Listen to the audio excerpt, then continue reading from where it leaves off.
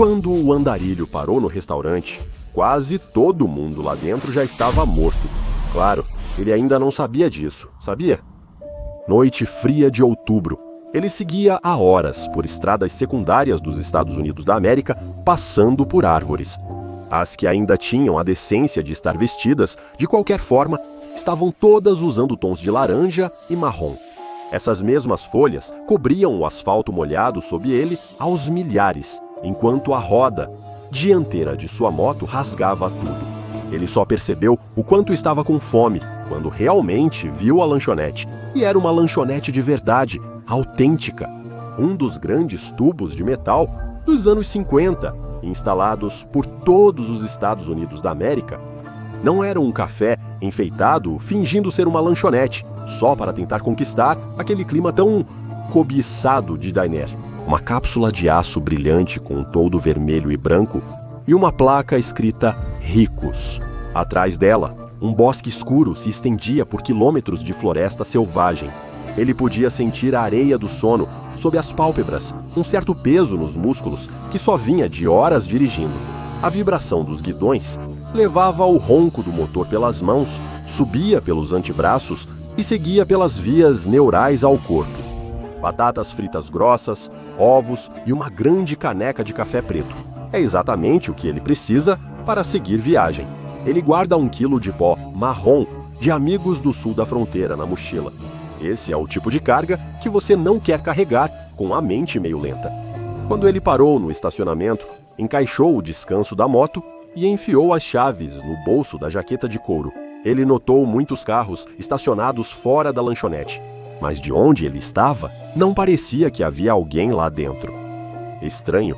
Ainda assim, as luzes estavam acesas. O letreiro de LED brilhante dizia aberto. Valia a pena tentar. Ele subiu as escadas com esforço e entrou. O sino tilintando acima. Músicas antigas tocavam na jukebox. Dos fundos do prédio, parecia uma pintura de Norman Rockwell. Mas onde estavam todos? O nariz do andarilho se contraiu. Um cheiro estranho, mas familiar, doce demais, de um jeito que parecia grudar nos tecidos moles do fundo da garganta. Morte por decomposição.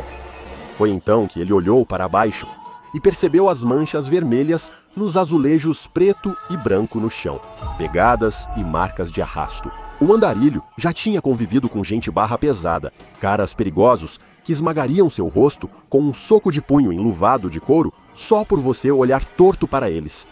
Mas você não precisava ser experiente para perceber que tinha algo muito errado aqui. Passos, as solas dos sapatos sociais rangendo contra o linóleo. O andarilho se virou e viu alguém parado do outro lado da lanchonete, aparentando estar bêbado, mas ele sabia que eles não venderiam bebida alcoólica em um lugar que só dava para chegar de carro ou de bicicleta. Um homem com uma camisa apertada e uma jaqueta jeans, parado como alguém que só tinha recebido suas pernas hoje e ainda estava aprendendo a usá-las. A pele dele era acinzentada, os olhos arregalados. Nenhum dos dois disse uma palavra, tentando avaliar o outro. O andarilho, sem tirar os olhos dele. O homem do outro lado da lanchonete enfiou a mão no casaco, buscando o cabo do seu Kimber K6 no coldre. Um revólver com 6 cartuchos, .357, Magnum, todos mais rápidos que o homem que o encarava ferozmente. Mas isso não importava. O importante era se ele sacaria mais rápido que o outro alcançaria. Você se surpreenderia com a rapidez com que alguém motivado atravessa 4,5 metros. Quase nunca alguém além do garoto Sundance consegue sacar, mirar e atirar a tempo. Enquanto o andarilho analisava as variáveis, o estranho soltou um grito agudo e correu loucamente pelo restaurante, com as mãos estendidas como um monstro de Frankenstein. O andarilho conseguiu pegar a Kimber e quase tirá-la completamente do coldre, ao lado das costelas, quando o estranho colidiu com ele, derrubando os dois no chão. Mãos frias envolveram a garganta do andarilho, enquanto a Kimber era arrancada de suas mãos, deslizando pelos azulejos bem polidos e parando debaixo dos bancos próximos ao balcão. Ele poderia tentar alcançá-la, mas o aperto de ferro do estranho talvez já tivesse tirado sua vida até lá. Uma das mãos ele empurrou o rosto do estranho, que agora já estava contorcido em um rosnado quase raivoso. Com a mão livre, o andarilho pegou a faca Bowie, moderna, presa ao cinto. Uma arma muito melhor para encontros mais íntimos como este. Mas todos esses pensamentos sumiram quando ele notou os tentáculos, vermes finos e rosados, que pareciam vir de todos os lados, saindo das dobras do casaco e da camisa do estranho, contornando a parte de trás do pescoço dele, saindo da própria pele. Todos avançavam, se contorcendo para alcançar o andarilho. Não era outro flashback de ácido. Esses monstros eram reais e eles o queriam, aproximando-se cada vez mais do seu corpo caído. Então ele viu a figura surgindo atrás do estranho, o macaco em suas costas. Um longo cordão carnudo, do qual todos aqueles fios parecidos com vermes pareciam se dividir. No topo desse cordão havia algo parecido com um cérebro humano, com 2 olhos azuis em hastes, olhando fixamente para ele. Mesmo sem rosto ao redor dos olhos, ele reconhecia aquele olhar, comum em viciados, dependentes de heroína e usuários de metanfetamina. Aqueles olhos estavam famintos, em abstinência. Eles fariam qualquer coisa por mais uma dose. E quando os tentáculos se estenderam em sua direção, o andarilho percebeu que ele era a dose. Um estrondo sacudiu a lanchonete, mudando o mundo do andarilho.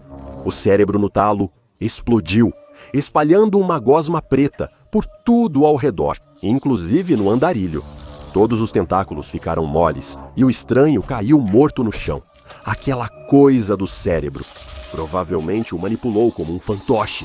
O andarilho se apressou para pegar o revólver e voltou a ficar de pé atrás do balcão, recuperando o equilíbrio, balançando a arma como um louco. Foi então que ele viu a garçonete atrás do balcão, com seu uniforme retrô rosa, incluindo um pequeno chapéu branco, pele escura e olhos grandes e assustados como o de um cervo. Ela segurava uma Remington 870 de ação por bombeamento, a arma tremendo em suas mãos enquanto fumaça ainda subia do cano. Uma arma que o andarilho supôs estar sob o balcão para afastar assaltantes, um risco comum em lanchonetes isoladas. Não para estourar monstros sugadores de alma, mas o andarilho nunca teve o hábito de recusar uma espingarda de presente. "Obrigado pela segurança", disse ele, abaixando a Kimber e evitando que o lodo preto entrasse em sua boca. "O que está acontecendo aqui, senhora?" A garçonete só conseguiu dizer que todos estavam mortos, com a voz marcada pelo choque da guerra. Eles entraram e mataram todos. Isso já era evidente. Mesmo assim, isso não o encheu totalmente de pavor. Isso veio quando a garçonete olhou pela janela da lanchonete e murmurou um simples e quieto "ah, não", porque sua mente repetiu essas palavras quando olhou para fora e viu o que ela via. 10 pessoas cambaleavam pelo estacionamento. Ele supôs que eram antigos frequentadores, todos com o mesmo andar cambaleante de zumbi do homem que tentava estrangulá-lo. Apesar das diferenças, todos tinham algo em comum na silhueta. A figura sombria de um cérebro desencarnado se erguendo atrás deles, manipulando-os com tentáculos de carne. Ele podia ver 2 deles, caras bem grandes, provavelmente caminhoneiros de longa distância, uma vez parados, um de cada lado da sua moto. E todos eles estavam voltando em direção à lanchonete, provavelmente para investigar se o estrondo que acabaram de ouvir indicava mais vítimas. O andarilho não gostou da ideia do que aconteceria quando descobrissem que ele estava certo. "Tem uma porta dos fundos aqui?" ele perguntou. A garçonete, ainda com a Remington erguida, assentiu com a cabeça. "Pegue qualquer cartucho extra que tiver e vamos sair. Não queremos ficar para o horário de pico do jantar, moça." Ele não repetiu. Ela pegou uma caixa de papelão e jogou as balas vermelhas de espingarda no bolso da frente do avental de garçonete. Eles saíram pela porta dos fundos e entraram no ar frio noturno entre as árvores. O território desconhecido da floresta era a melhor opção deles? Talvez sim, talvez não. O andarilho sabia que não podia voltar para Oiamoto e seriam alvos fáceis na estrada. Eles não tiveram o tempo que o andarilho queria. Logo, ele pôde ver formas surgindo atrás do restaurante. As mesmas figuras desajeitadas com cérebros famintos que estavam espalhadas pelo estacionamento. Parecia uma infecção se espalhando, aumentando a horda de viciados dispostos a tudo para prolongar a sensação. A garçonete gritou e o andarilho virou-se, vendo um caminhoneiro grande, de camisa xadrez vermelha, se levantar do chão. Ele tinha um esquilo preso na boca, com tentáculos saindo do nariz e entrando no cérebro do animal, alimentando-se de algo ali. O cérebro surgiu atrás do caminhoneiro, fitando-o com olhos verdes intensos. Ele acertou um golpe com o punho de zumbi, fazendo a garçonete se abaixar para desviar. Ela engatilhou a Remington e mirou novamente, mas o caminhoneiro agarrou o cano e desviou a arma quando ela disparou, ecoando noite adentro. O andarilho via o calor do cano queimando a mão do caminhoneiro, mas o grandalhão parecia nem notar. Enquanto ele estendia a mão para o rosto da garçonete, o andarilho entrou em ação, sacando sua Kimber e disparando 3 tiros no centro do peito. Um instinto dos tempos de policial. Apesar de ver o impacto das balas no caminhoneiro, nenhuma dor foi sentida, nem mesmo um encolher de ombros em reconhecimento. Ele simplesmente continuou tentando alcançar a garçonete com uma determinação inabalável. E foi aí que o andarilho se lembrou de que a mente desse cara já não estava mais dentro da sua cabeça. Ela flutuava atrás dele, encarando com olhos malignos e sem face, como Holland Oates cantou. Ele alinhou o cérebro flutuante na mira de ferro e apertou o gatilho, disparando uma bala incandescente direto naquele cerebelo pecaminoso, como se estivesse desligando o interruptor. O cérebro soltou um jato de gosma preta e caiu inutilmente nas costas do caminhoneiro, enquanto o corpo de fantoche desabava na terra. "Ex-cliente seu", disse o andarilho. A garçonete assentiu. "Sinto muito." "Não sinta", ela respondeu. Ele dava gorjetas ruins. Não havia tempo para conversa. Enquanto lidavam com o caminhoneiro, os outros do estacionamento já estavam a poucos passos atrás. O andarilho e a garçonete foram levados ainda mais fundo na escuridão da floresta, longe da luz da lanchonete. O mundo ao redor deles parecia ficar cada vez mais escuro enquanto corriam entre as árvores, com os passos pesados da horda logo atrás. Parecia que não havia saída, que eles estavam condenados a morrer ou serem capturados, o que era praticamente a mesma coisa que morrer. De qualquer forma, na floresta escura, tiros apressados na noite. "Espere", disse a garçonete. O andarilho viu que ela apontava para uma porta de ferro entreaberta em um bunker improvisado de concreto. Não era muito, mas servia. A dupla correu até lá e se escondeu dentro, fechando a porta atrás de si e trancando-os na escuridão total. A garçonete tateou a parede, torcendo desesperadamente para encontrar um interruptor de luz sob seus dedos, e o universo sorriu para ela. Com um clique, uma velha lâmpada de filamento acendeu com dificuldade. O cômodo era pequeno, mas havia uma escada de pedra levando para mais fundo no prédio. E com aqueles malucos lá fora, batendo na porta, até virar a hambúrguer e tentando abri-la à força, descer parecia a única opção lógica. O andarilho ejetou o tambor de sua Kimber, retirou os cartuchos usados e colocou mais algumas balas novas dos bolsos no lugar. A garçonete fez o mesmo, pôs cartuchos extras na Remington, bombeou a espingarda com cuidado e desceram. "Você faz ideia do que é esse lugar? Presumo que você seja daqui, não é?" perguntou o andarilho. Ela balançou a cabeça. "Nunca fui tão longe nessas florestas." Ao final do que parecia uma escadaria sem fim, eles encontraram um laboratório improvisado, terminais de computador da Guerra Fria e caixas de arquivos, e principalmente vários tubos enormes cheios de líquido viscoso, os que não estavam quebrados nem derramando o mesmo líquido no chão. Nos que permaneciam intactos, havia uma visão familiar. Cérebros humanos com sistemas nervosos centrais totalmente formados embaixo deles, completos com olhos em hastes. Eles causaram um arrepio tanto no andarilho quanto na garçonete. Então eram essas coisas lá fora, as coisas que tinham levado aquelas pessoas, esvaziado elas, possuído elas, reivindicado elas. "Quem faria algo assim?", disse a garçonete. "Fez, você está capturado", respondeu o andarilho. Ambos não souberam dizer qual opção era a mais perturbadora. Então, ouviram um movimento atrás das caixas de arquivos. Ambos se viraram, armas apontadas para o si escuridão, prontos para atirar em qualquer coisa que se aproximasse. Mas o cientista que apareceu parecia humano. Ele disse: "Você não deveria estar aqui, vai deixá-los sair." "Bem, eles já estão soltos", disse o andarilho, sem abaixar a arma. "Eles entraram na lanchonete e mataram meus clientes", acrescentou a garçonete. Eles não acreditavam que o doutor pudesse ficar mais pálido, mas isso ocorreu. Sua pele úmida transpirava frio. "Precisamos chamar reforços", ele murmurou. "Se eles chegarem a um centro populacional, eles vão..." Ele foi interrompido por tentáculos rosas que se enrolaram nele por trás. Ele nem teve tempo de gritar antes que eles deslizassem para dentro de sua pele, fazendo seus olhos virarem para cima, enquanto um cérebro encarando surgia atrás dele. Foi rápido assim, questão de segundos, e o homem já tinha desaparecido. Enquanto o andarilho e a garçonete se preparavam para atirar, o cientista se inclinou. De repente, uma forte tosse úmida o fez convulsionar. Sua mandíbula se abriu e algo úmido e rosado forçou a saída. Um segundo cérebro, com olhos arregalados e sistema nervoso úmido, arrastando-se como cauda de cometa, caiu no chão com um tapa nauseante. Antes que tanto o andarilho quanto a garçonete pudessem superar a confusão e o nojo o suficiente para atirar, a criatura antinatural avançou sobre eles.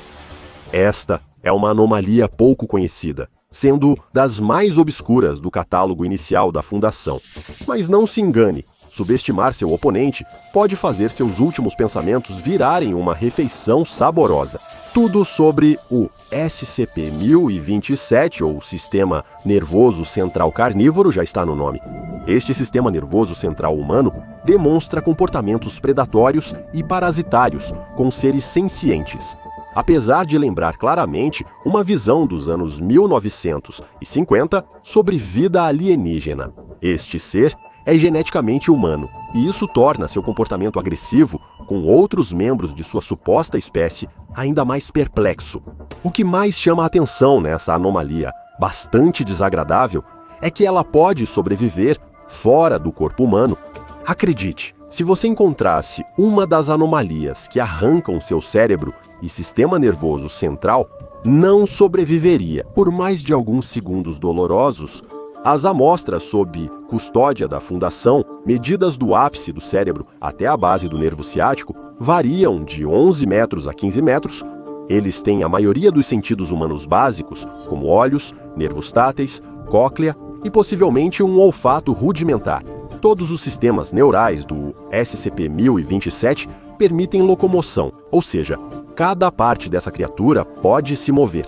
Apesar de sua estrutura física semelhante à de um molusco facilitar o movimento em solução salina, ele também consegue se locomover e até perseguir em terra firme. A bainha de mielina das células do SCP-1027 é cerca de 300% mais espessa que a de humanos adultos saudáveis, tornando-as muito mais duráveis que as humanas.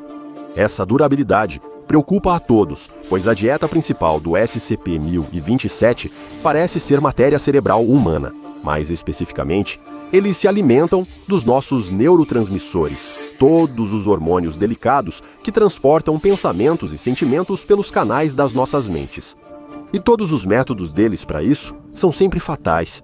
Embora, em uma reviravolta dos acontecimentos, tanto cientificamente interessante quanto existencialmente assustadora, foi demonstrado que as criaturas conseguem sobreviver por longos períodos sem se alimentar. Não sabemos se essas entidades precisam se alimentar biologicamente ou apenas apreciam as sensações causadas pelo consumo de nossos neurotransmissores. Para amostras em cativeiro, a Fundação notou que se tornam mais dóceis com alimentação frequente. Ao encontrar uma presa viva, SCP-1027 avança com velocidade extrema, atacando e se ligando ao sistema nervoso central. Elas sequestram o corpo da vítima e assumem o controle para se alimentar desses neurotransmissores. Nem é preciso estar vivo para isso funcionar. Elas entram no cérebro de pessoas recém-falecidas pelos canais auditivos. Ao atravessar as membranas meníngeas, os gânglios neurais do SCP-1000 e 27 liberam alta dose de dopamina modificada no cérebro. Inclui também um impulso elétrico de cerca de 150 mV. Em cerca de 90% dos casos, isso reanima o cadáver, que fica como fantoche sob controle do SCP-1000 e 27 até acabar o suprimento de neurotransmissores. Nesse período, o corpo terá inteligência e instinto de um primata inferior, sendo provavelmente usado para caçar novas presas, enquanto o 1000 e 27 tem a vantagem das pernas a seu favor. Por ser senciente e predatória, a entidade foi classificada como Euclide, categoria dada a anomalias com risco de violação autônoma de contenção. Como parte dos seus procedimentos de contenção, o SCP-1000 e 27 deve ser mantido em um tanque padrão de contenção líquida, imerso em uma solução salina. Os funcionários devem evitar contato físico direto com o SCP-1000 e 27, exceto a equipe de alimentação. O SCP-1000 e 27 deve receber um cérebro bovino fresco semanalmente. Funcionários que alimentam o SCP-1000 e 27 devem usar equipamentos de bioproteção nível 4. No caso de exposição ao SCP-1000 e 27, o pessoal afetado deve ser imediatamente tratado como instâncias do SCP-1000 e 27 e submetido aos protocolos padrão de contenção. Como consideração final, só gostaria de dizer: tenham cautela quando estiverem lá fora no mundo. Nunca se sabe quando algo faminto por seus pensamentos está à espreita, se aproximando. Afinal, uma mente é algo terrível de provar. Veja o Patreon do Dr. Bob e torne-se pesquisador júnior hoje. Assista a outra entrada dos arquivos do Dr. Bob, como a SCP-700 e 5 massinha militarista.